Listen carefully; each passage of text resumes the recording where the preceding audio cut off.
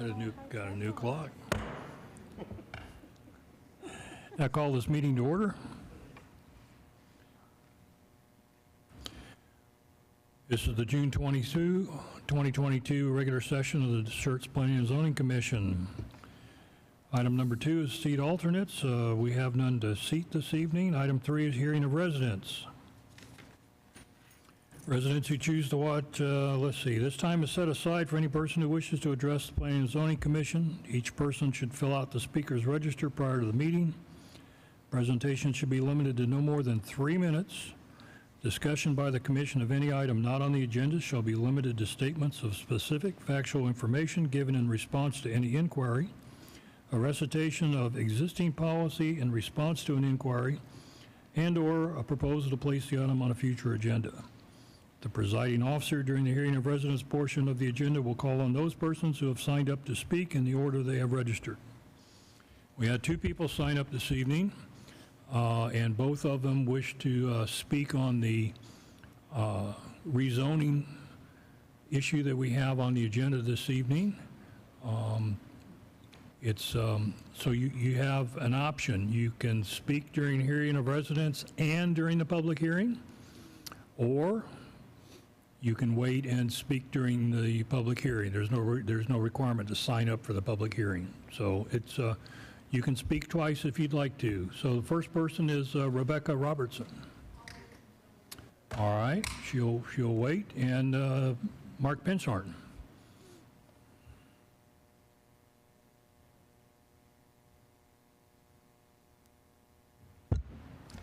Good evening. My name is Mark Penshorn. I live at 8320 Trainer Hale Road, and most of you know me. Good evening, commissioners, staff, citizens. First of all, let me say that I am not here to oppose my neighbors selling their land for development for whatever they can get for it. My main concern is infrastructure and my perception that, in spite of Schertz's good intentions, that the drainage issues, particularly in what I have seen develop in what we were calling Southern Schertz, has been inadequate so far, and I think that this is likely to be inadequate as well. I would like to go back a little bit in time to 1998, which is, I consider, the bellwether event. First of all, the NOAA page in the internet says that it was a record rainfall in 24 hours, which is true. However, where I live, which is 1,500 feet from the proposed development, the rain did not start until after the sunup, and the bulk of the rain finished by 1 p.m. We had at least 18 inches of rain. I do not believe that anybody is planning for that kind of rainfall, and I think that is a mistake. You don't have to look any further than Houston to see what not planning causes. In 2001, a tropical storm called Allison visited Houston and dumped record amounts of rain. There was flooding all over the place, billions of dollars of damage, people died, and then over the next 16 years, another 2.5 million people moved to Houston. And did they change anything about the way they were planning? No. So along comes Harvey, dumps even more rain. What happened in Harvey? My point is, let's not do that here. Let's make sure we know what we're doing and have all the right information before we jump off the cliff.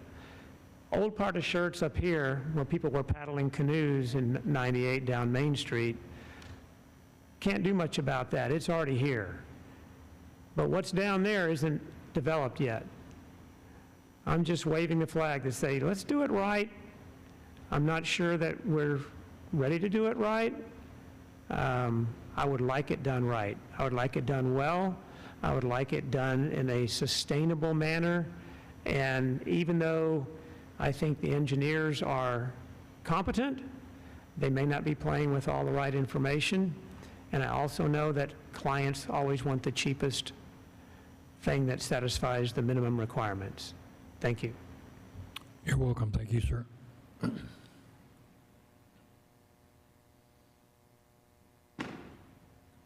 Yeah, item number 4 is our consent agenda.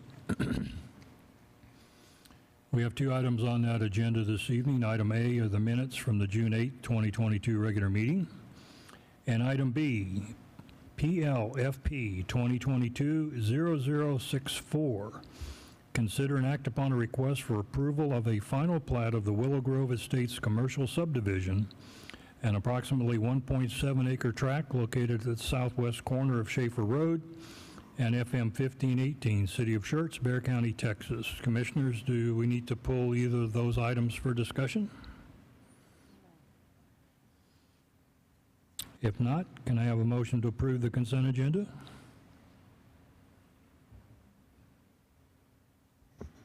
I'll make a motion to approve the consent agenda as written. Second. I have a motion to approve the consent agenda from Commissioner Goldick and a second for Commissioner Broad. There's no discussion on consent agenda. I'll call for the vote. Aye. Aye. 4 ayes, no nays. That motion passes. Item number 5 is a public hearing. Planning and Zoning Commission will hold a public hearing related to zone change requests and replats within this agenda. The public hearing will be opened to receive a report from staff, the applicant, the adjoining property owners affected by the applicant's request, and any other interested persons. Upon completion, the public hearing will be closed. The Commission will discuss and consider the application and may request additional information from staff or the applicant if required.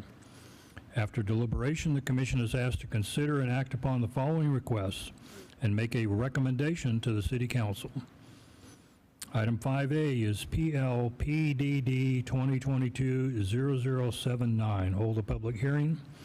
Consider and make a recommendation to the City Council on a request to rezone approximately 362 acres of land to Planned Development District, PDD, generally located 6,050 feet east of the intersection of Trainer Hill Road and FM 1518, also known as Bexar County Property Identification Numbers 310053, 310060, 310061, and 310121, Bexar County, Texas. Good evening, Commission. This is for PLPDD 2022-009, the Sterling Grove Planned Development District, Megan Harrison, planner. So just to outline the property here in green, this is Trainer Hill Road, Weir Road, and FM 1518. Here is the public hearing notice map. We sent the public hearing notices mailers on June 10th, 2022. At the time of the staff report, we did receive 2 in favor, 1 opposed. After the staff report, we did receive 3 in favor, so making that a total of 5 in favor, 1 opposed. Here is the current comprehensive land use plan. So if you recall, on earlier this year, and then on January 25th, 2022, the City Council did approve the comp plan amendment for this area to be designated from the estate neighborhood and agricultural conservation to single-family residential. So here is the current zoning map. So as you can see with kind of these hash lines, it may be difficult to see, but these hash lines for the 3 properties, those are under delayed annexation agreements. The property that is also within this development is this portion here. This is within the city limits and is zoned pre-development. So again, this property is going through a rezoning for the approximately 362 acres for a planned development district. So some of the changes that they are proposing to do is that they are requesting to have an SF 55, so a 55 by 110 lot. They are going to have the 25-foot front yard, 10-foot side yard, and 15-foot rear yard. They are increasing the impervious coverage from 50% to 60%. They also are requesting to have a half-acre lot size development with a 25 front yard, a 10 side yard, and a 15-foot rear yard. They are maintaining that impervious coverage of 50%. So here is another one of the PDD proposed changes. So under Article 11 for our signs, the subdivision entry sign requirement is 32 square feet. However, they are proposing a 200 square foot subdivision entry sign. We do have, also under Article 11, Section 15 is the maximum number of signs. We do have the requirement for one primary entry sign, one secondary entry sign, which is 75% of that primary.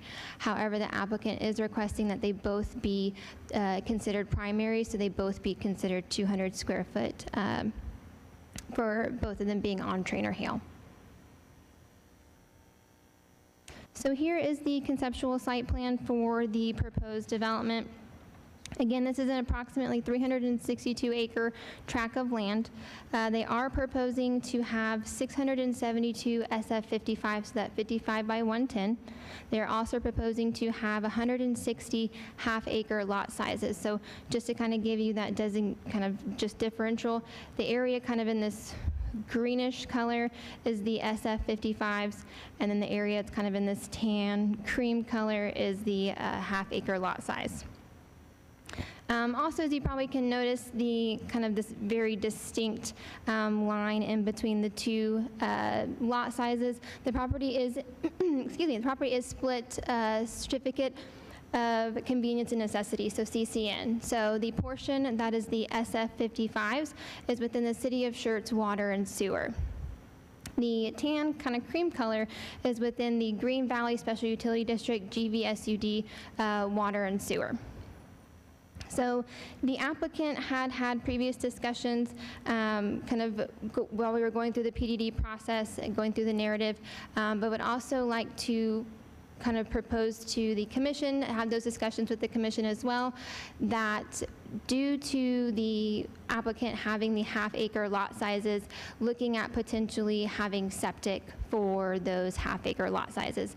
The requirement is to have the half acres under Bexar County, so the applicant would just like to discuss, kind of talk to the commission to see if that is something that they would be open to. That is not something that is approved with the PDD. That is a waiver process that would be done through the plating, but the applicant would just kind of like to discuss that beforehand on this development.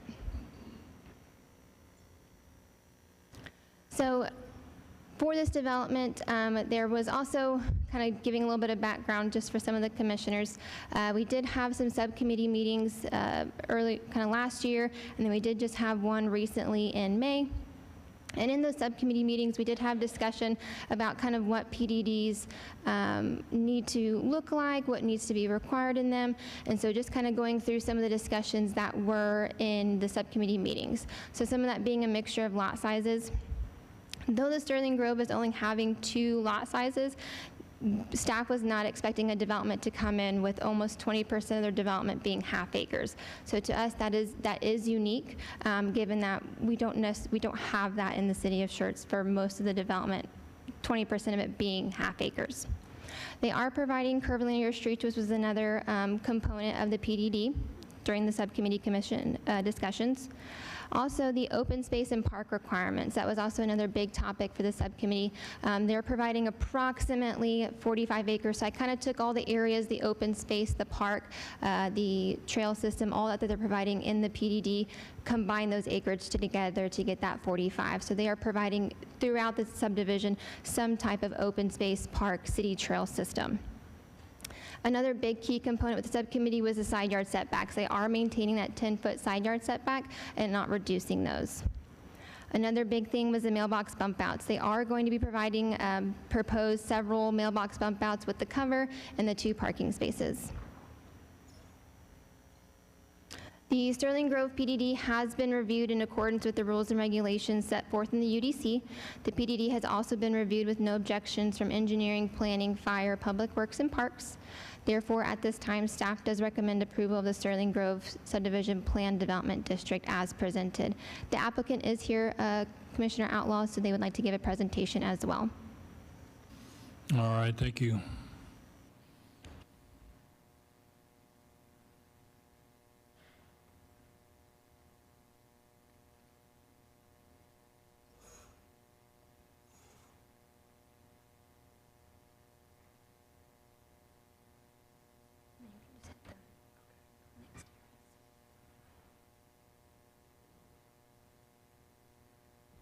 Hi, good evening.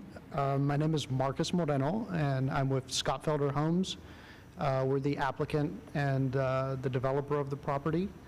My address is 16103 V.S. Chavano, San Antonio, Texas, 78249. We've been working on this project for about a year. Scottfelder Homes is a leading home builder. We only build in San Antonio and Austin. It's a private company. We do roughly about between 400 and 500 homes a year. Our average price point is pushing into the 600,000s. We've been building in Schertz for a number of years. Specifically, we're building around the corner from Sterling Grove, the proposed project in the Crossvine. We've built probably at this point, well over 100 homes. I'd say probably close to 150 homes in there. So we like Schertz. We've been here for a while. I think we're a good steward.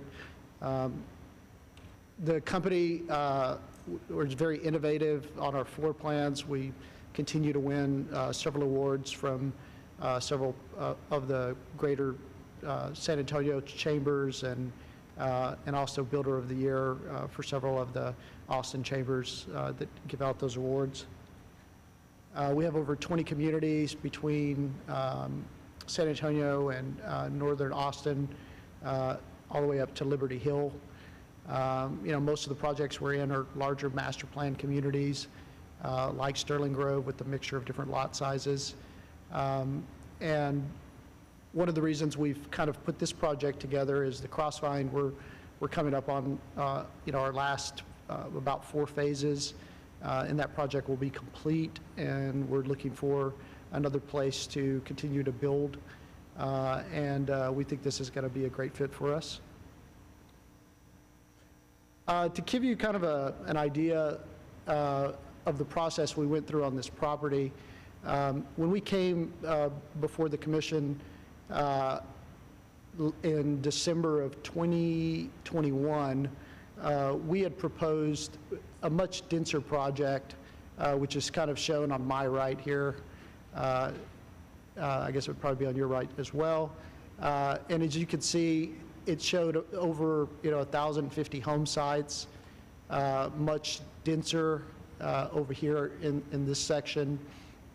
And as we kind of went through that process with several landowners, kind of expressing their interest to see a less dense project, and the commission wanting a much less dense project, what we did was we kind of evaluated, everything on the project, and one of the reasons is because being in Green Valley CCN, we're going to have to extend a sewer line that was going to be expensive. So instead of just saying, hey, let's just do it and make the project more dense, we could afford to pay for it through having a lot more homes. We just went the route of saying, well, if people want half-acre lots and they are less dense, and maybe we should not extend the sewer and just have a buffer between that and some of the other landowners. Specifically, one landowner that was adjacent to us that actually said, could you do half-acre lots next to us? So we thought it was a good compromise, a way of cutting down on the density. Those lots, those half-acre lots will be on septic because there's no sewer in that area. So again, we went down from 1,050 to 832 homes. And I think it's going to be a good transition between some of the land that's still agricultural and other projects that are further to the west, that like the Crossvine, that are denser. Megan went over some of this stuff, so I'm not going to hit too much on it. We have 10-foot side yards, curvilinear streets. Our goal is to keep the project at 7,600 square feet, medium and average. Our plans are to connect the community with trail systems, either along the roadways or through some of the future trail systems in Woodland Holler and Creek that are planned. We're planning on donating some of that land within the Woodland Holler and Creek to the city for their greenway system that's planned. Just a quick summary on the project. Yes, it's 361 acres approximately. We're planning some great amenities kind of along the creekway and within the project that are going to be walkable in the community. Our lot size will range between a 55-foot lot on the small size up to a 70-foot lot on the density area.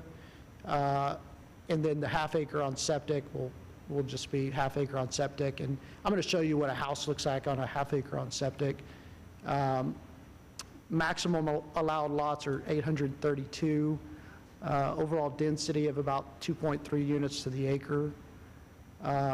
We'll have cohesive design guidelines that will make sure that the architectural varies to where you don't have, a streetscape where all the houses look exactly the same. I wouldn't say it's going to be exactly like the Crossvine, but, architecturally, some of that is still needed. People are going towards more, stucco facades now. So we'll have different elevations, different concepts for people. Everyone does not want just the traditional home, so we'll probably provide a little bit of both. We'll have a master association within the project to maintain, all the amenities, keep the parkways clean, landscaped. Half acre lot. There's kind of been some discussions on, and I just kind of wanted to hit on this a little bit. This is one of our plans, on a 100 by 220 typical half acre lot that's laid out in the project. And what we did was just took all the side yard setbacks that were presented earlier. And this is a big one-story. This is a Boulevardy that we build. I can barely, I have it right here. 3,624 square feet. It's a 4-bedroom, 3.5 bath. It's a big home, and you can see we had this laid out by the company that does our septics in other markets.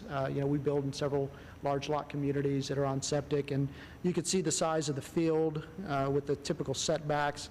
There's still plenty of room for a swimming pool to go in, and so, I know that there's some perceptions that, once you put a septic in, you can't do a pool.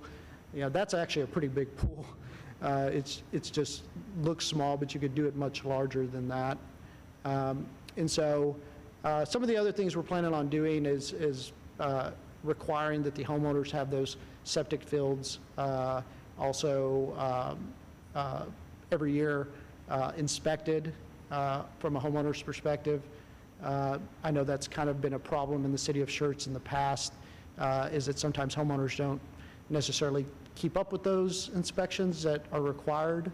And so we're going to put that kind of in our declarations that say, look, you need to do it. And we'll have a professional management company that'll manage the HOA that can get with homeowners and make sure that they have that done. Amenities, kind of just a rendering of the concept plan, kind of with a little more color of some of the green areas that are going to kind of be along some of the corners of the property that'll kind of link back into this green belt. This is the amenity center I'm going to show you. There's kind of like a little trailhead up front. All this has not been laid out. We have not really gone into full design of the project. Our goal here today is to get the project approved and then move to the next phase of actually designing it out. I've hit on some of these points. The housing price of, the density projects will probably range between $400,000 and $700,000. The price point on the half-acre septic lots will probably be from $500,000 to $900,000. Common amenities center with trail links. Here's a rendering of that particular site along Woman Hollering Creek, with the pavilion, with some restrooms, with the pool, some lawns and sports courts, parking areas. So it's going to be a nice project. This is kind of that trailhead as you come in and off of Trainer Hill and into the main density section of the project. And we've done some renderings of what the entry monument will look like. And, some of this will be fine-tuned, and, we'll look at the size and the scope of different projects, but just wanted to give you some ideas of what we're planning. And then these are just some products that Scott Felder builds. I mean, we have houses that are traditional, like in the Crossvine, that, start out, from 1,600 square feet all the way up to, larger houses that are over 3,600 square feet with different elevations. We try to do the best we can to provide, I think, a homeowner with a quality product at a reasonable price. And I would definitely say that Scott Felder is more of a move-up buyer. Second home, we've not, I wouldn't say we're not a first-time home buyer, because that's not the case, but we're definitely more of a move-up buyer. So that's the end of my presentation. My engineers here with Pape Dawson, if y'all have any questions that are a little more technical. But I would like to tell you that this project has not been designed. The next phase of it would be, we're really here for annexation and zoning. The next phase would be actual detailed design of a phase and drainage and studies like that. We have done some preliminary studies like that, but we have not gone full bore design until the project's been approved. Thanks. You're welcome. Thank you. All right. Anybody have any questions for me? Well, not right now. Okay, thanks. We have to let, we go through the public input, and then once we start the discussion up here, we may have some questions, so thank you. All right, so at this time, I'll open this hearing for input from the public. Anyone wishing to address the commission on this topic is welcome to step up to the lectern there. We do ask that you provide your name and address for the record, and try to limit your remarks to 3 minutes.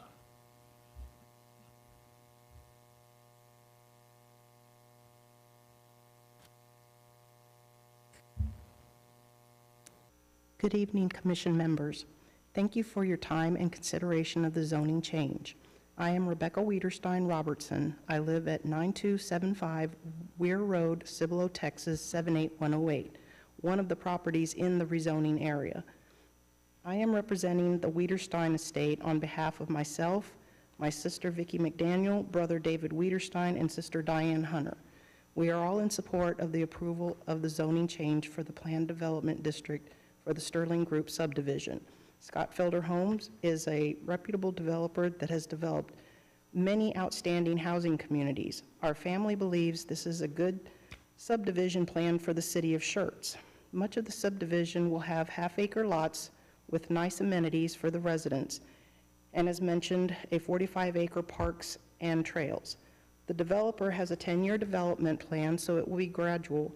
We would appreciate your support of approving the rezoning of our property for this planned development district. It will be a great enhancement to the Schertz and surrounding communities. Thank you. You're welcome. Anyone else? You're more than welcome. No? One more time? No one? All right, we'll close the public input portion and commissioners. Let me start the discussion, if you don't mind. I ask because last year when we started to see the request to amend the comprehensive land use plan, it became obvious that there was a disconnect between this commission and city council. And we asked council for some guidance. And the result of that was a subcommittee made up of 3 members of council, 3 members of this commission. And they looked at providing guidelines that will eventually be written into the Unified Development Code about what is council's vision. What do they think is acceptable in terms of lot sizes and densities and things like that? And So that's why I asked the staff to send you folks the information that came out of that subcommittee. I know I got their minutes. What I was really hoping was that they would send you the workshop presentation, but I think the relevant information was in the, you know, you could glean it from the subcommittee's minutes. So I'd like you to keep those things in mind as we look at the request for this PDD. But before we do that, we can't actually act on the on-site sewer facilities because that's a separate waiver request that has to come before us. But I understand what the developer is looking for is just an idea of whether or not we would consider that request. And the answer, I'll let the other commissioners speak for themselves, but the answer is yes. We'll always consider it. And typically, we see these requests come from individuals that are, you know, small subdivision. They're subdividing existing property that's in the middle of nowhere, and it's several thousand feet to the nearest sewer connection. And so typically, the waiver is granted based on a cost factor, that it's just, you know, we feel it's not fair to ask these people to pay that. I will tell you, as a citizen, it bothers me that sewer will be there. It'll be right next, it'll be just on the other side of that line, and because of the way this state carved things up and these certificates of convenience and need, you can't connect to that. But anyway, so to give you an idea, we can't really give you an answer tonight on that OSSF. It'll be up to you to come back to us with a waiver request and convince us that, you know, it sort of meets the criteria that we've used in the past. And I hope that's really the best I can do for you this evening on that topic. You know, and you know, as a commissioner, I'd just like to make sure that if you do come, that you've exhausted all your alternatives, that there's just absolutely no way that you can work out anything, okay? All right, so moving on. Commissioners, let's discuss this rezoning issue. Anyone have any comments or questions?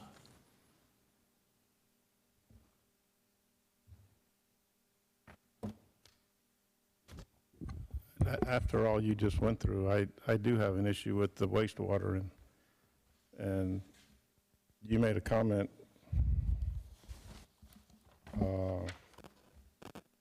Who's the Scott Felder guy?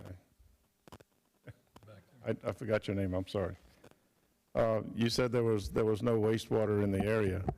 Well, there is wastewater in the area, and like the chairman said, it's going to be right next to you in this development, and it's also just a couple of thousand feet down the street is a wastewater treatment plant. It may not be the one that the law says you can connect to, but you know, I'd like to know, you know, before we go much further in all this kind of stuff, did you make a request? I assume you had discussions with Green Valley.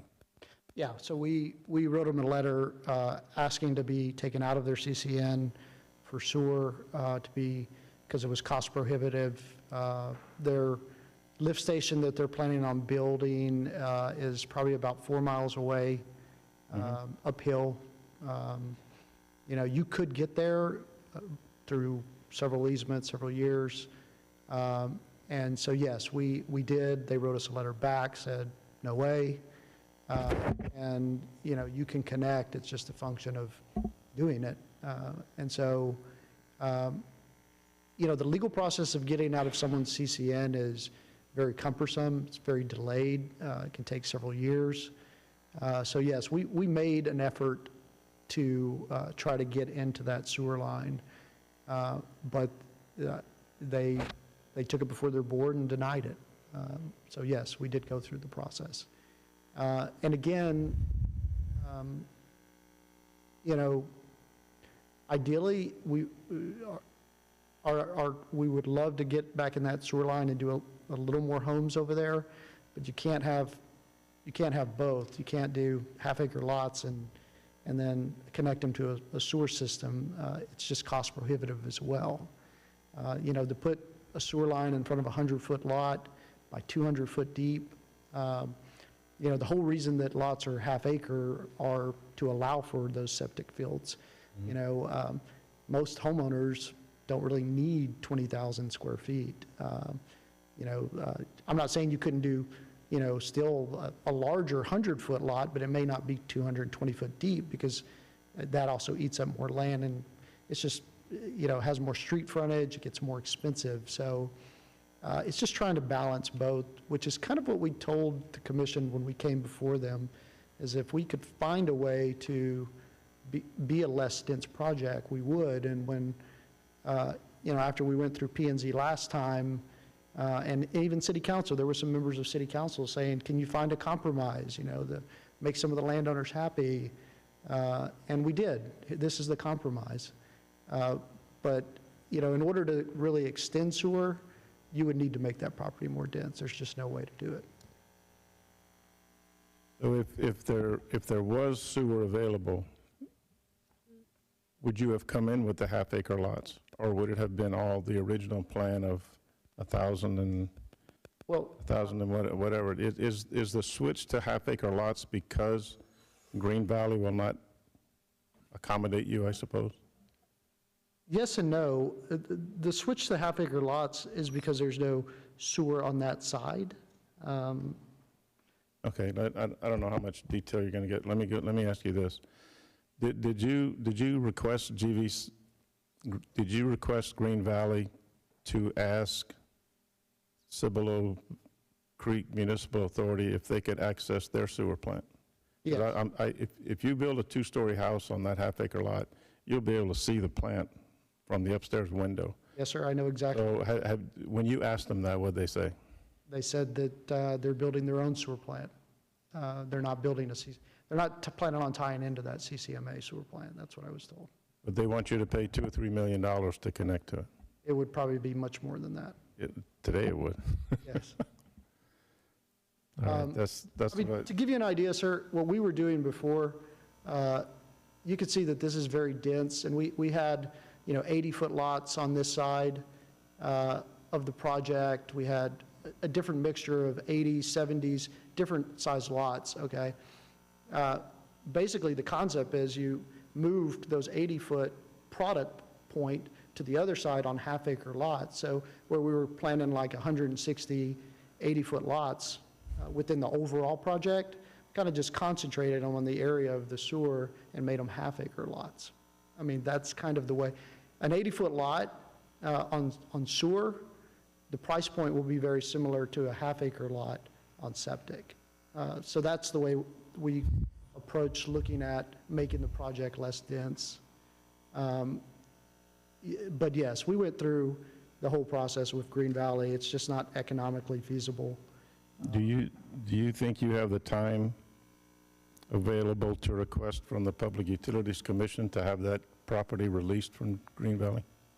I don't know that they would, because it's hard to make the argument that they can't provide service. It's just a function of dollars. And I don't know that if we go before that board, that we would come out favorably. It's just a gamble. And, you know, could we? Yes. Would we be successful? I'm not sure, honestly. That's not my area of expertise. I did talk with some people at Jackson Walker that they specialize in that. It's not easy to get out of someone's CCN. You really have to show a significant burden. And they are putting in infrastructure and working in this direction. They're just not here yet.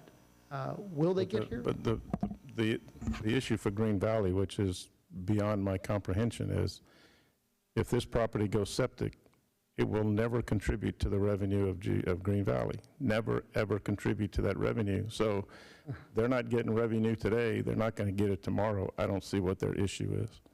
And, Yes. and that's what kind of befuddles me on this whole thing, because I'm not going to be excited about granting septic to this general area. And when you come back to us and ask for that, it's going to take some strong convincing to convince me to put septic in this area. Okay, I need to jump in here because this is really not, it's not the issue before the commission this evening. It was, you know, we were asked to give them a feel, but, you know, we don't want to get too deep in the weeds on this OSSF waiver because that's really not part of the issue this evening. Well, the feel for me is before they discovered the wastewater issue, there was going to be a mixture and a spread of different size lots in this community. Yes. And I don't think you would have gotten any much resistance from the commission if you would have come to that. Now it's going to be a concentration of 55-foot lots and then a concentration of half-acre lots. And that's kind of not where we want to go. We want the mixture, we want the variety, and we're not going to get it on this one. So, The minimum lot size proposed in the project is 55 foot. That will not be the only lot size. That's just the minimum. It's just a base zoning and a base PDD. We have no intention of doing the whole project in 55-foot lots. okay, thanks. Sir. Anything before I get started? I'll just chime in just a little bit. I definitely know there's a want and a need for those larger lots. The half-acre lots, I think, are what people are looking for. There's people that want to spread out a little bit and have space in between their neighbors. And so, I mean, I think this is a good thing to have this. And if it's a minimum 55-foot lot size, I think that's moving in the right direction. If you have 55, 60s, 70s, and half acres. Ms. Brown, you have anything? I agree with Commissioner. Okay, you need to, there you go. I agree with Commissioner Bolduc. I also believe that this would be a good addition to the 1518.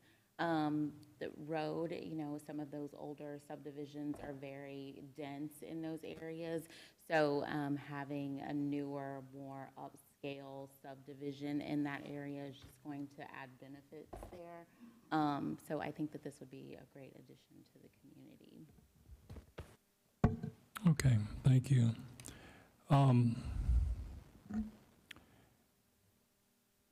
Even with a, well, no, I'll let that go. We'll come up later. It's certainly one of the notes I made, you know, trying to, you know, Dr. Penshorn's primary concern with this development is runoff, and how are we going to control that? And it seems to me that having the eastern side of that subdivision as half-acre lots certainly cuts down or reduces the amount of impervious cover. And so, not being an engineer, I don't really know what the difference would be, but, you know, looking at these two diagrams, I would think there would be less runoff given the larger lots than if we had gone with the original concept plan. Part of and it's the information that we don't know. Okay, the PDD says, where's my number here? 672 55 by 110 lots. Okay, and you're saying that's the minimum. They're not all going to be 55 by 110. I'm assuming some may be 60, and I think in your presentation you said some may be as much as 70. But I don't know that. I don't see that. All I see is 672 55 by 110 lots. Well, that adds to the confusion when I try to calculate the median lot size. What's, the words on paper, the median lot size is 6,050 feet, because that's all I have to work with, okay? And I don't know how, it's not just you, that's the way these things are done. But we got into once before where they were looking for a waiver to side yard setbacks.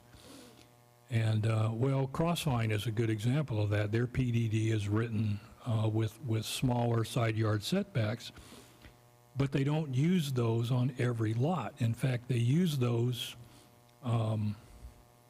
probably on a small percentage of their lots. But again, all we as the commission can see is what the paper says. So let me real quick. I think this is going to be one, and I don't know how the commission's gonna vote this evening.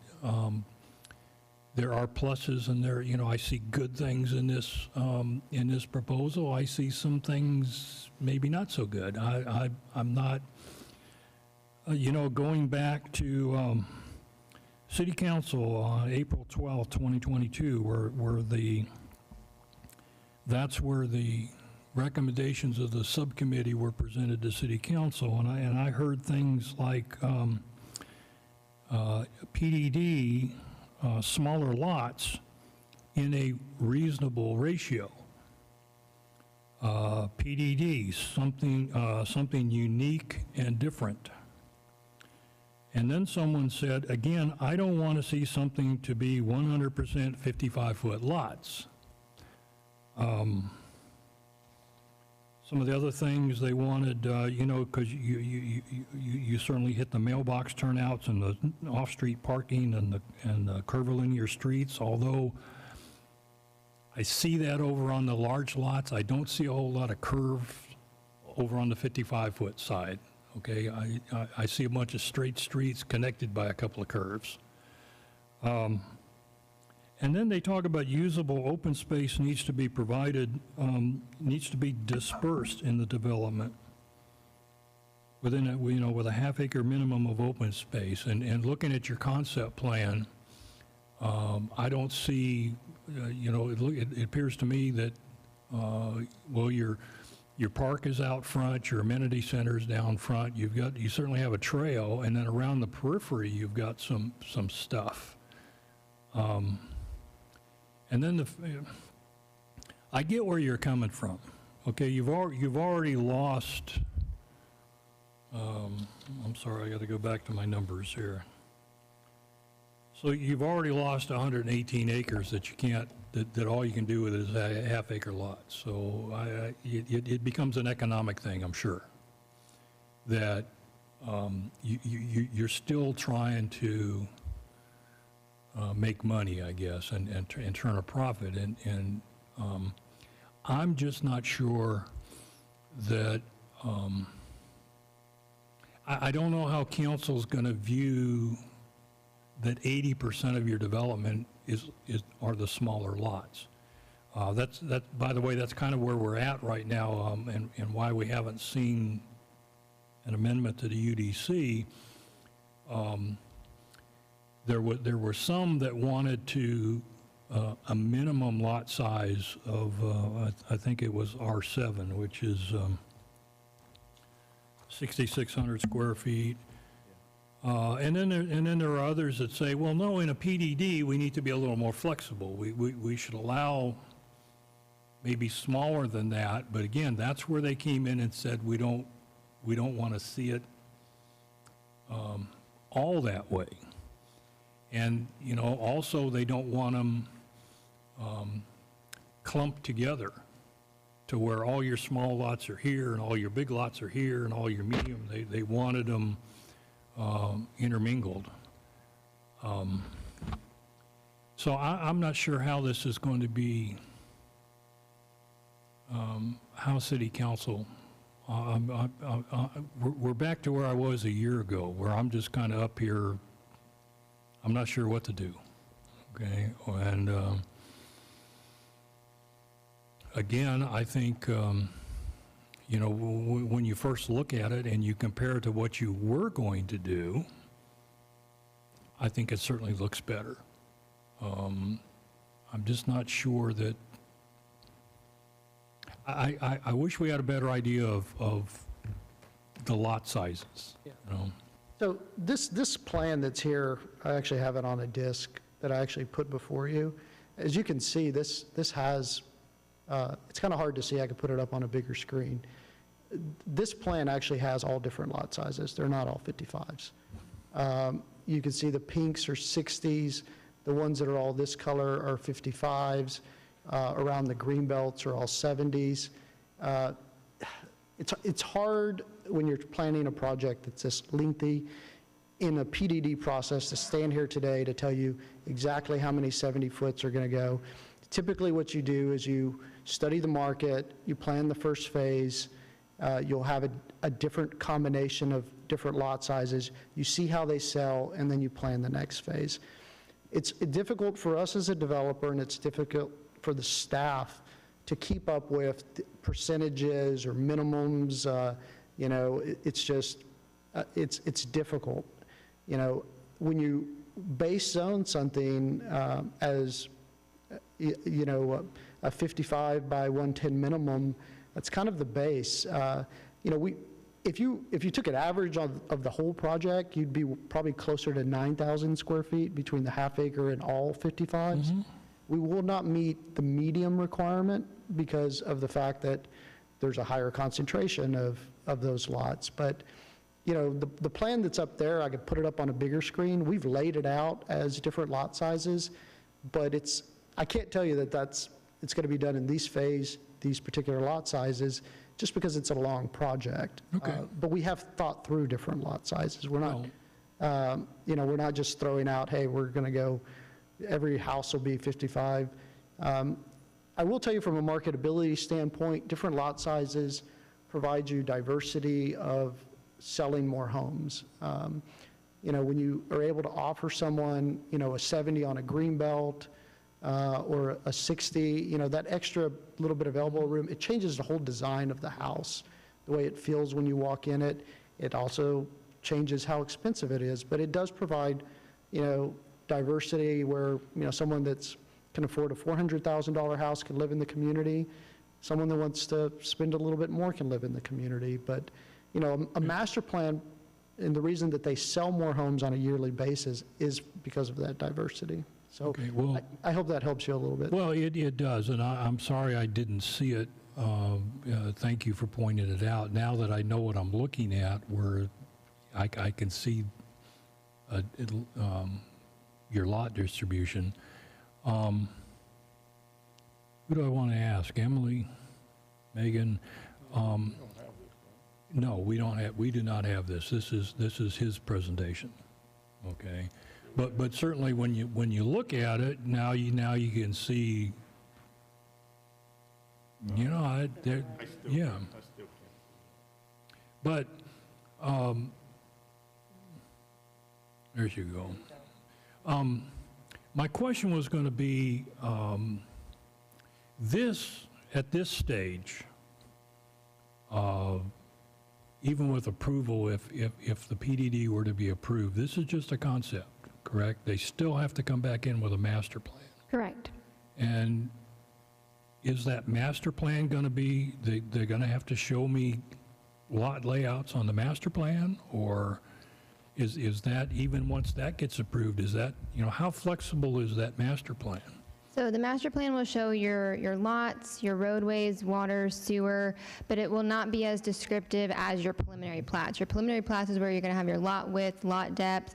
It's going to be more detailed. Your master plan's kind of still your concept plan, your master plan, Okay. preliminary plat, final plat. Well, because again, being the doubting Thomas that I am, and I mean no offense, so if they come to us with a master plan, let's just for say discussion, this will be their master plan, where they show these different size lots. And then they come in and they plat Phase 1, and they show those lots. But as he said, before they get around to platting Phase 2, the market may change. So can they now, instead of showing 60-foot lots, can they then plat for 55-foot lots? Or, that's what I'm trying to get for. How flexible is that I master kind of haven't plan? worked with you a long time. I think I know where you're headed. Yeah, they have to come in with that master plan and the plats, but those simply have to meet the requirements of the UDC for design standards and the zoning with regard to lot size. So yeah, as long as the area designated for half acre is minimum a half acre, as long as the other side meets the minimum 55, they can do all of that. Again, and I appreciate the presentation where they're planning to hit 7,600 median and average, so essentially median and mean, but that wasn't locked in to the zoning. We didn't lock in 7,000 median and mean. You know, there are ways to get to that. To be clear, all they would have to do is the half acre and the Well, that's, you're exactly right. That's kind of where I'm coming from. If this PDD is approved as written, where it says the minimum is 55 by 110, he could come back in and do 100% 55 by 110. and of that, and then the Yes. half acres, Right, yes. okay. And so that's the issue, is what the applicant could agree to put in is 7,600 median and mean, and that essentially, you're right, because of that median and the numbers on each, would ensure he's going to have to do some bigger. Now, I want to be, clear, that's that midpoint, it gets you up there generally, which is why we use that median and mean. You know, if he can't agree to 7,600, can he agree to 7,500? That would be the way that you would get there Okay. to lock in and yet provide flexibility for the smaller lots to ensure they're not all the 55s. All right, so then the question is that minimum median lot size, is that in the PDD? It is not. Okay. Again, he's indicated here in his presentation they're planning to do it, but it's not in the PDD. Okay.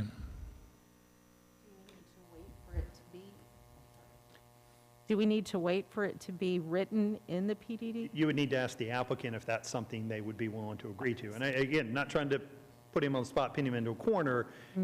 I think staff's kind of thing is, let's be real clear with what we stand up here and say and what's in the ordinance.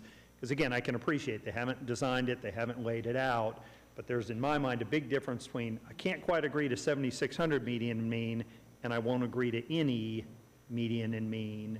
And so again, is there something that they'd be willing to do, which seems to be the point of contention? But you would have to ask the applicant.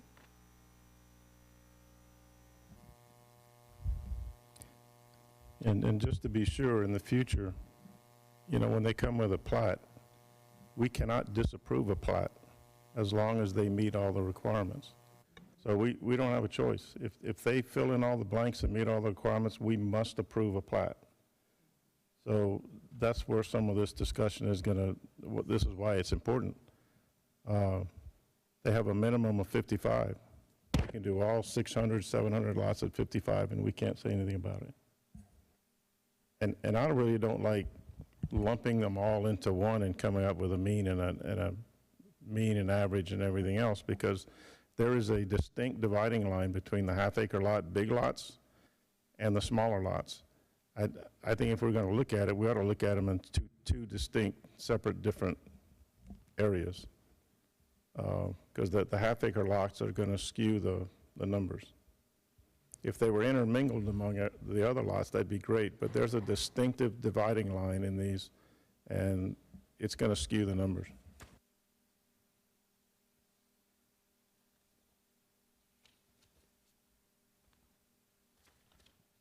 All right, so real quick, 55 by 110 is 6,050. 6,000, okay, which is just, where's my other paper here? Which is just shy, R7 is 6,600 because they're 60 by 110. And we're talking 55, so we're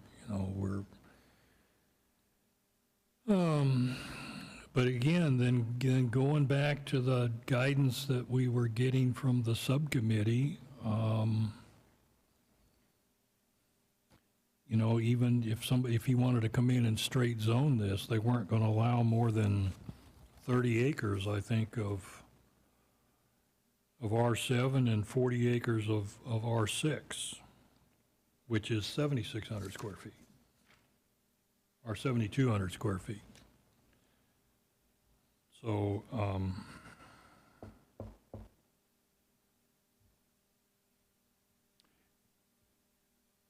and, you know, even if I ask the applicant and he says, yes, I'll commit to 7,000 square foot median,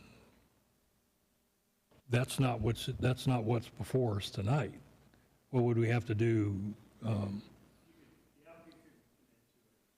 could make a recommendation to approve with the additional provision of 7,000 square foot median and mean. Do you have an answer to that question?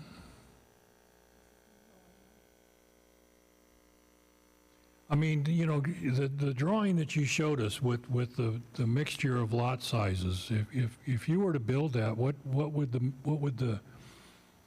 would your median lot size be?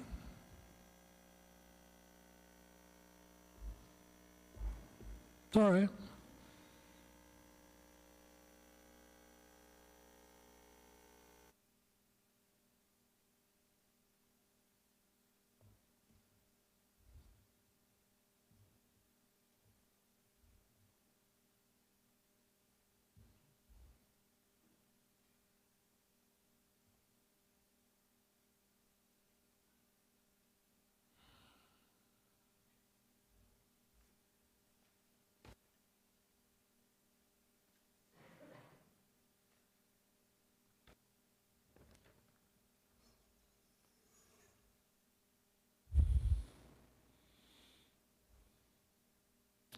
All right, so here's that plan.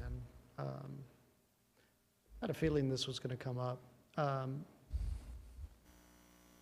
Here we've planned out like every phase, right? So you have 55, or actually 120 typical. The only reason you ask for a 110 minimum is when you get into certain areas or cul-de-sacs, the lots might not be exactly 100 foot, which takes down on this. But the way it's been laid out, it's all 55 by 120. 60 by 120 is typical. You can see the different lot sizes. Mm-hmm. We're not going to have a problem meeting a 7,600 square foot median. Again, it's just a function of how do you write it into the PDD. And, you know, one of the things that we had kind of thrown out there that could be a possibility is instead of having a median and min, we just limited the number of 55-foot lots to a certain percentage, which would accomplish the same thing. I mean, we're going to be, with the half-acre lots, I mean, I disagree with blending the two sections respectfully, because the whole reason we did this project is to blend it. I mean, I wouldn't suggest that. I was just commenting back when we had, well, this chart you're showing us now is great. Yeah. Okay. So the next process will be, we'll have to develop a master development plan that has phases, lot sizes, and you are absolutely correct. The base zoning, we could technically do all 55 by 110 lots and follow the street pattern.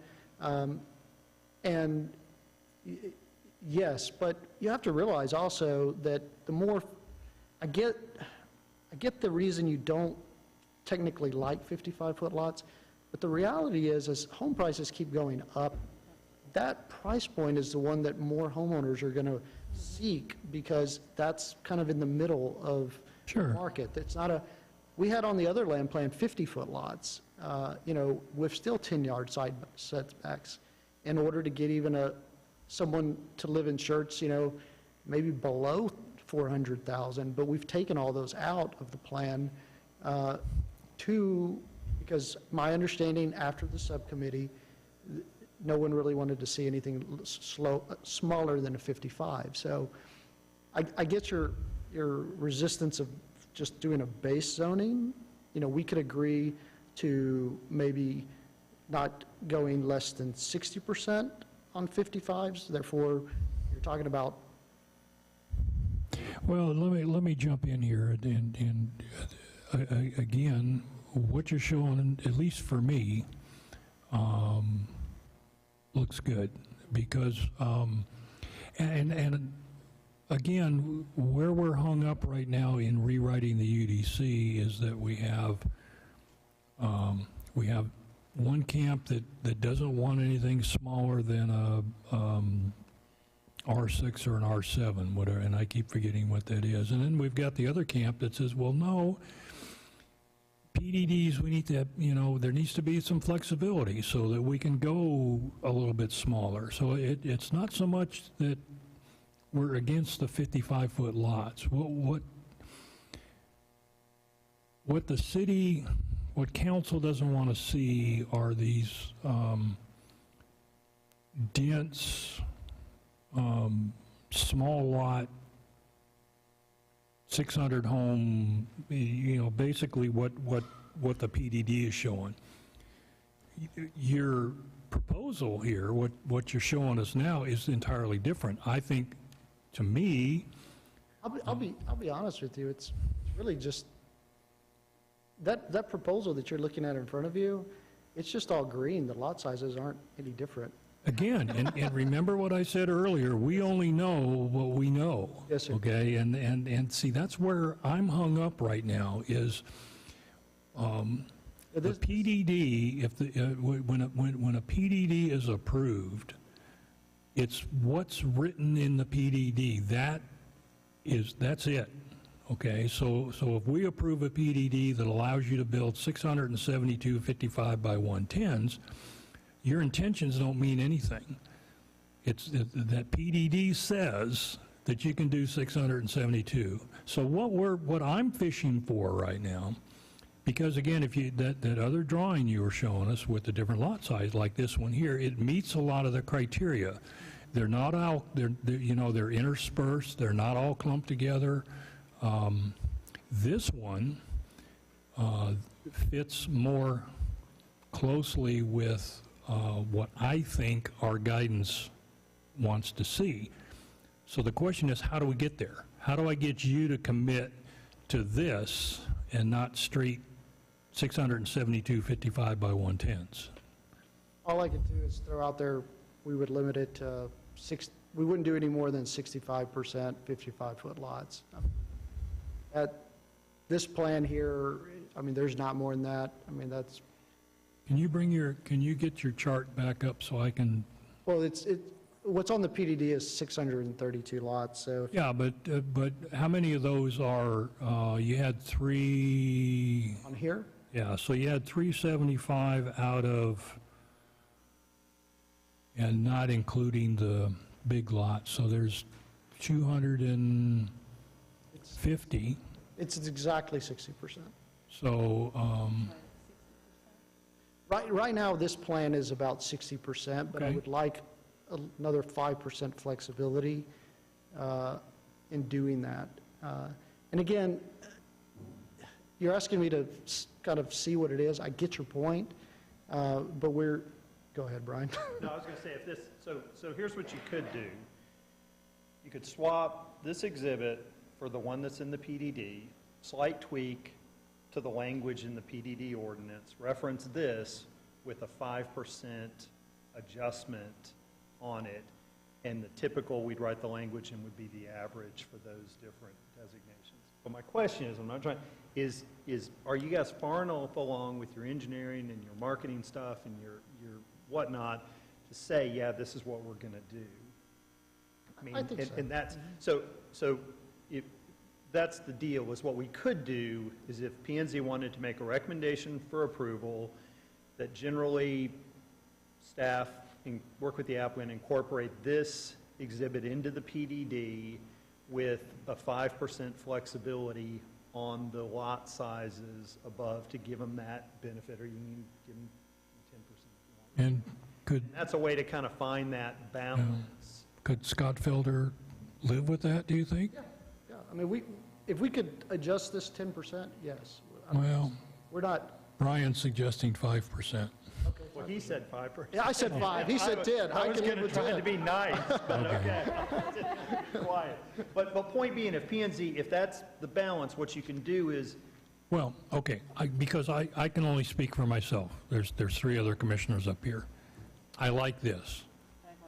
I don't like what's in our presentation, where it's just all 55 by 110s.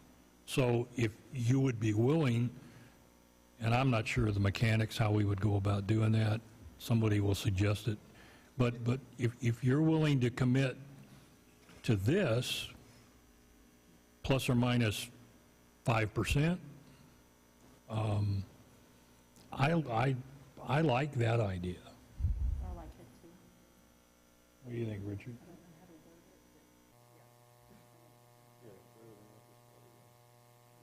So how would we word that, Brian?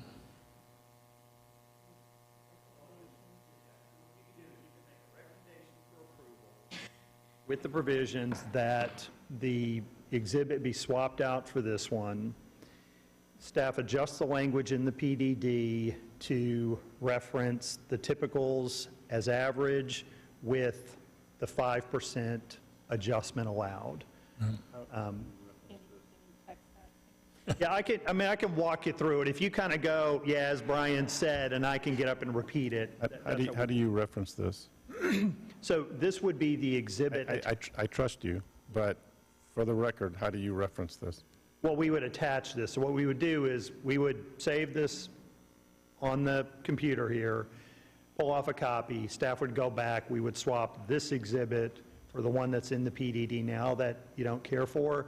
And then again, I think you can give us clear enough direction on the motion with regard to referencing the typical as average and the 5% adjustment allowed, that we can write it to get you there.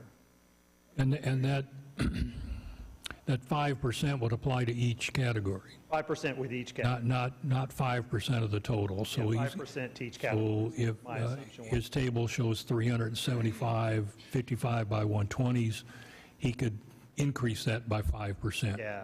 Worst case scenario for you is he increases each, the smallest by the 5%. Okay. From the biggest one, and then the next one by 5 off the next. So you Yeah. kind of know what you get, but it, Yeah, okay. So we talked it over with our engineer and attorney, and what I would suggest that provides us with more flexibility, because I'm not committed yet to 60s and 70-foot lots. Those lots may be 65, they may be 75, they may be 80. And the reason that I only want to limit the 55s is because I want flexibility to do different lot sizes. And so what I would propose we do, which was already on, I know the other plan is not as pretty as this one, but is just add onto this plan a limitation that we will not do any more than 65% of the project, the density project, and 55 by 110 lots. Then we're required to do something of other variation, but I don't know 100%. You know, we may only do 55s and 70s, for example, because Well- that provides provides only 2 price You points know, plus the half acre. Your numbers keep changing. It was 60%, now it's 65%. So, but anyway, Brian? together and see if we can That was, yes, go ahead. get there, Marcus. So the problem with that, and this is where we struggle, is write it that way, not that this is your intent, but you literally come in and you do all of those lots above whatever that cap is as 55.1 inch. You're above the minimum in the other category. That's where this stuff becomes tricky, is it's real easy to say, I'm bigger than the minimum, but it's how much bigger than the minimum you are, which is why we tend to use that median and mean, because while it gives you flexibility, it ensures that you get a fair amount bigger so that when you substantially bigger lot, Yeah. which is why the categories are there. And so again, I mean this sincerely, we could probably write it to give you flexibility to go bigger than what you had shown on the other, but again, I can appreciate, we haven't engineered it, don't know what we've got. Real hard to kind of commit to that now, I understand that. So the hang up right now is back on your other land use summary. Again, you're reluctant to commit to the 60s and 70s because those may turn out to be 65s or 75s. Am I understanding that correctly? Or 80s. Or 80s, okay. The ordinance, the way we've talked about it, they could be bigger. So again, what we've talked about is as a floor, we can again write it to let you go bigger than that, you know, that at least, That's certainly the intent, you know, and you know, because that's what I'm hearing the commission. If you want to go bigger, that's perfectly fine. If the 60s or 65, Okay. 67s, you're fine with that. But if the 60s are really 57s, that's the issue. So if we were to say 65%, and we're talking about how many lots total? Eight something, right? Would we consider the, It's about 410 lots. Well, actually, hold on, let me, well, what I'm fishing for right now is what do I apply the 65% to? The total number of lots or just the lots less, not counting the half-acre lots? Not counting. There's 672 lots to be proposed as SF55 and 160 as the half acres. So, okay. so the 672, 436 would have that minimum size. But, and of course, for every small lot that you add, that's one less of the larger lots that, right? So No, because it wouldn't affect, it's only the density would be limited to, I'm really fishing for a way that we can make this work, and of course, we may want to say 65, and council may want to say something different, okay? Because you understand, all we're doing is, we're not the final approval authority. It's going to go to city council. So, yeah, it gets fairly complicated. I mean, honestly, we've been working on this with staff for no, several months, and I understand. language, and, you know, But again, I understand your dilemma Yeah. of wanting to not see a whole project in 55-foot lots, but, you know, God, what's the best analogy to? So if we were to go 65%, 55 by 1, you want to say 110 or 120? What? 110's fine. Okay, so if we were to say 65%, 55 by 110 or larger, and then again, yeah, how does that? Yeah. Because where I was going, and then say whatever is left, you only got 35%. So let's say 10% or 20%, 60 by 110 and larger. This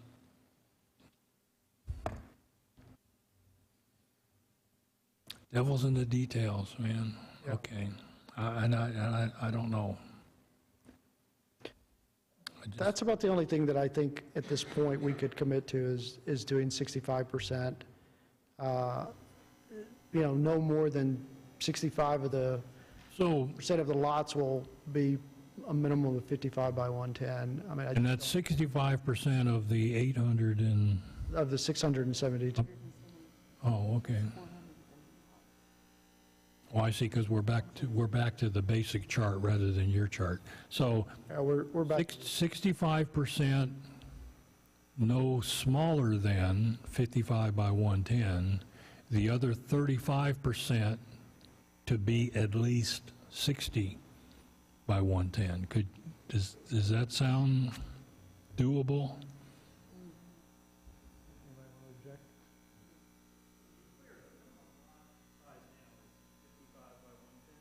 Right. Correct. You can't do anything smaller than that now, so that no smaller than that is irrelevant. Okay, all right, okay. Yeah, so that's already, I mean, really what I hear you guys going is, Well, you brought it up. We don't want him to be able to come in here and say, this one's 55.1. that's the issue. Okay. What I'm hearing you say is that you have to have a certain number of lots, 35 or 35%, have to be at least 65 by, Well, I was going to say 60 by 110 or 60 by 120. if you're doing that, it's a nominal difference. I mean, frankly, the 55 by 110, 60 by 110, you could do that. I'm not sure it's that big of a difference. Okay, well, again, I'm just fishing here. I'm hunting for a way to, and for all I know, council will approve it the way you've written it. At this point, I have no idea. I keep coming back to your concept plan. I really like that. I think that's workable. I think that's approvable. Yeah. But how do we write that in the PDD that it doesn't tie your hands too much? Well, that, You know? honestly, sir, that's what we've been dealing with for the last 6 months is how do you write a PDD that gives you flexibility, that doesn't tie your hands? And at some point, I mean, it does, you can't just project what the requirements are. I mean, it's not a straight zoning. I mean, there is diversity. I mean, I think if you limit it to 65%, 55 by 110s, you know, I guess what you have to understand is that, I mean, I could say other things, but we could get off in the weeds of, you know, okay, well, these, you know, you're typically not going to want to make a house just a little bit wider. You're going to want to make it 5 feet wider for design purposes. You know, we could talk in circles, but Well, Brian's right. If we just say 60, there's not much difference. And, you know, I've showed you kind of what we're planned to do. I mean, I didn't show up with a plan with all 55 by 110 no, on it. and I appreciate that. You know, and I understand it's not going into the PDD, but you're right. I mean, we've been working on this a long time. We've done different charge percentages, and ultimately, I think a base zoning is kind of the best approach at this stage.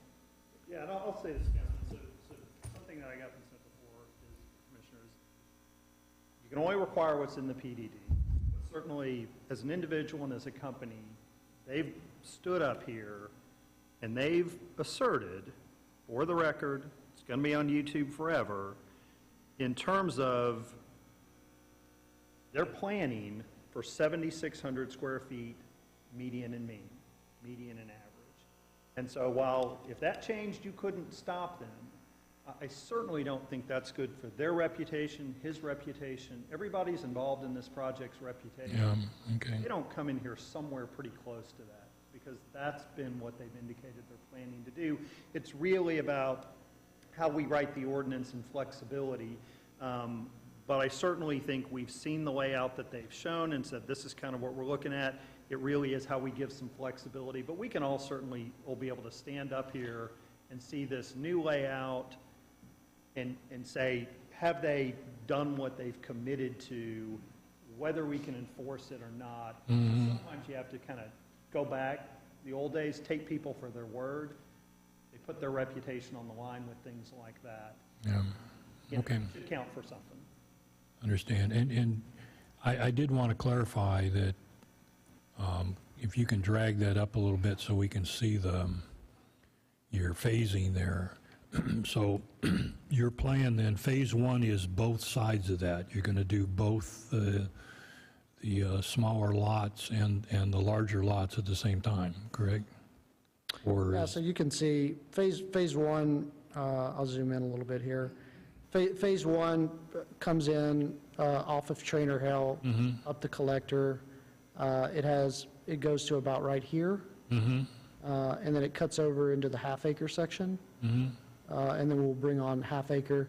One reason specifically is you have to have two ways in and out. Yes, thank you for recognizing that. No, I mean, this has gone through. Yeah, and You know, the engineers, Okay. Schertz have reviewed it, provided some comments. I mean, we've been working on this project for about a year. You know, we've already submitted a traffic impact study, and you know, I think Brian's right. I mean, we don't know exactly what the project will develop into. We do our best in planning, and you know, we'll be back before y'all to, you know, get plats approved, you can get the project. That's all I can really do. Well, and I appreciate that.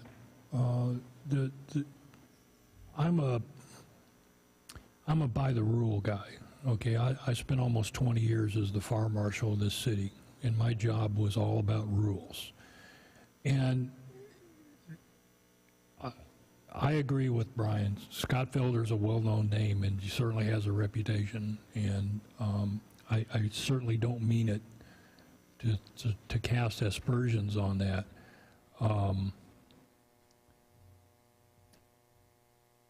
But, you know, in my job, enforcing the fire code, it's what's written in the book, okay? And that's kind of where I get hung up here. Yeah. Okay, so commissioners, what we want to do this evening is we want to make a recommendation to either, I have another question for staff, all right, go ahead. if I may. Sure. It's in the staff report on the conformance with the comp plan. And the impact of infrastructure, you talk about the Schertz CCN, but you don't talk about the Green Valley CCN. So are we just going to leave that out? Because eventually this will be city limits, right? Yeah, it will be. The applicant has indicated they've talked to Green Valley, that Green Valley says they can provide service. You know, it's just a higher cost than they would want to pay at this point. That's the request. So in light of the fact that Green Valley has said they can serve, they understand what they would be required to do if they don't get the waiver, staff doesn't see that it has a negative impact on infrastructure. Whose water CCN is this in? Is it all Schertz or is it Green Valley as well So it's, for water? yes. The dividing line that you see is exactly, it's Schertz water and sewer on one side, and it's Green Valley water and sewer on the other side. So all the half-acre lots will be water customers of Green Valley. All the density lots will be customers of the city of Schertz, water and sewer. We've had some pretty famous issues with Green Valley on supplying water, adequate water. Have they told you that they'll give you adequate water in this development? Yeah, actually, we've got a... All I see is a 2-inch line and a 1.5-inch line, or... No, sir, we've submitted to the engineering department their detailed report. The city of Schertz engineering department, I mean, Green Valley studied it, they did their analysis. We'll be extending a 12-inch line down around Trainer Hill into the project. I mean, they've reviewed their water supply. Again, this is not my specialty, my engineers here, but yes, we've done our due diligence. And So Green Valley's extending a 12-inch line? well, technically, yes, actually, they're extending it and we're paying for it, yes. So they've essentially got to meet our pressure and flow Yeah. requirements. Yeah. So the engineer's plan, we need to demonstrate that that's what it'll do, and then when they build it, before we file the plat, we can certainly ask for a test to show that it actually. Okay. Anything else, Richard? Okay, so once again, we're here this evening to make a recommendation to City Council to approve or deny this zone change. I will remind the commission that 4 positive votes are required to move any issue forward, and there are only 4 of us here this evening. So, With a positive recommendation, that is. yeah, okay. Now, well, that begs the question, because, well, you know, it's come up before. If we don't get 4, does it still go to city council?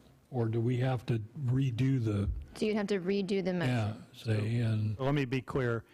At some point, if you cannot get a positive recommendation after a good faith effort, then it goes with a denial. So you don't have to stay up here all night for an infinite number of recommendations. Okay. But if the recommendation initially, for example, is approval as presented, that doesn't pass. If nobody wants to make a motion for an approval with some kind of adjustment, then it would be considered it didn't get a favorable recommendation out of P&Z.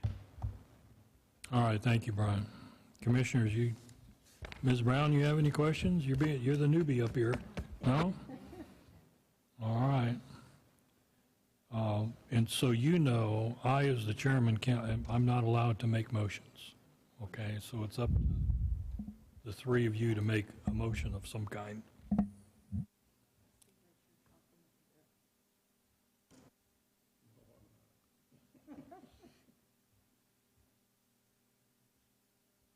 I'm going to see if I get this right.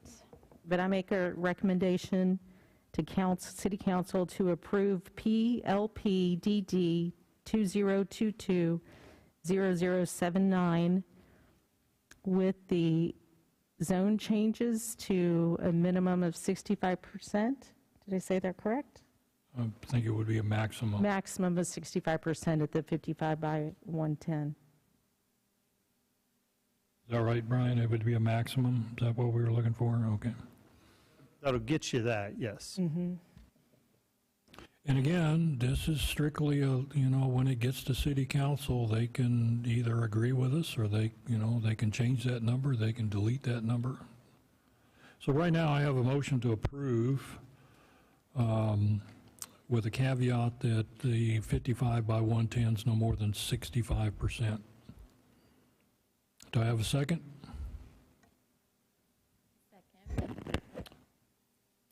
Okay, the motion was made by Commissioner Goldick, and we have a second from Commissioner Brown. Do we have any further questions or discussion? Call for the vote. No. Aye. Aye. Aye. So that's 3 ayes. One opposed. That motion fails.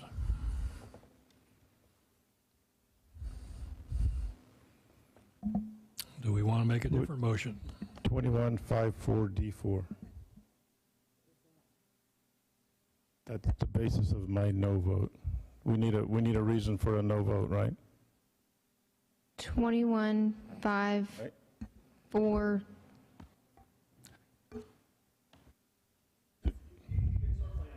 Case that's discretionary, simply say, I don't agree with the lot size mix, and that's sufficient, if that's the basis of it. Is that the only reason? You can articulate as many reasons as you want, or one of your reasons.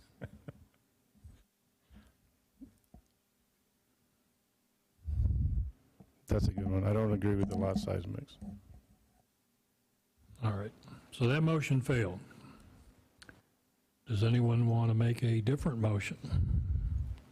I don't want to make a motion, but I can make a comment, if that's okay. Go ahead, sure. In terms of variety of lot sizes, I think it's important, I've been, some of you may know, I don't know, I'm in the real estate industry for 15 years, and so I've been in many, many communities where you have the smaller lot sizes, and I also know that there's more people that prefer the variety in the larger lot sizes, the 10-foot spacing between the homes and all those things. I do think this is a great addition to Schertz.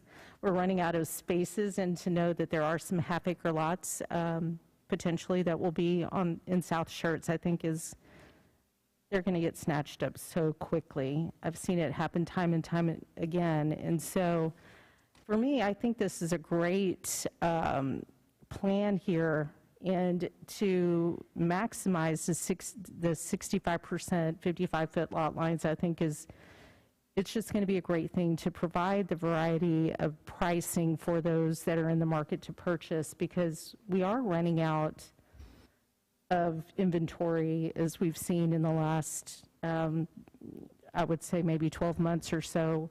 there's just not a lot left. And Schertz is a city that is developing. People want to be here. They want to be close to the air base, close to the highways. They love the schools here. And I just think this is just a great addition for the community. And I've been in some of these neighborhoods where you do have a variety. On the flip side of that, having those different sizes and different price points keeps the values up for the neighborhoods. And being right across from a half-acre lot, if you're purchasing a home that may be $400,000 today, but across the way you have those that are upwards of $900,000, you're going to keep those values up in the entire community. And so I think it's just a great thing. That's just my opinion. Okay, so we're kind of here administratively. It's obvious to me that any motion to approve this issue will fail. I personally do not want to vote to deny it, so that automatically means any motion to deny is going to fail. So at this point, we just leave it and let it go to council, as you said, as a denial? Yeah, that's really it, and I think you kind of hit the nail on the head. You know, the first motion was made to approve with condition. One commissioner voted against it. When you called for another motion, that commissioner who voted against it did not make a different motion to approve to say I'd approve this.